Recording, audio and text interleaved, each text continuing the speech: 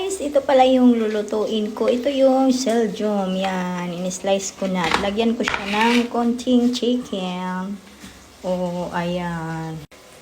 Tapos, yan, gisa-gisa lang tayo guys. Yan, ako talagang marunong magluto. Pero, ano lang. Yan, basta yun na yun. Pagkain yan dito, hindi ko alam anong pangalan. Basta kasi niluto ko lang siya. So, yan. Bukas ko na ito i-post. I'm sure ma-post ko na din to sa Reels. So, diba? Yan lang muna. Mamaya ay videohan ko kapag tapos na.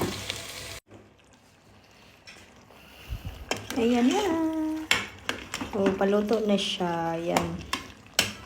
Masala na Seljom. I don't know kung anong tawag dito. Basta yun na yun. O. Yan. Paanuhin ko lang siya yan, pakuluan ng isang oras, ganon. So, yan na muna. See you later. I'll be back later. Ayan. Ayan. Pinakulo-kulo ko pa. Tagal pa yan matapos hanggang maging malambot siya. Okay, I'll be back later. Ayan, luto na po yan.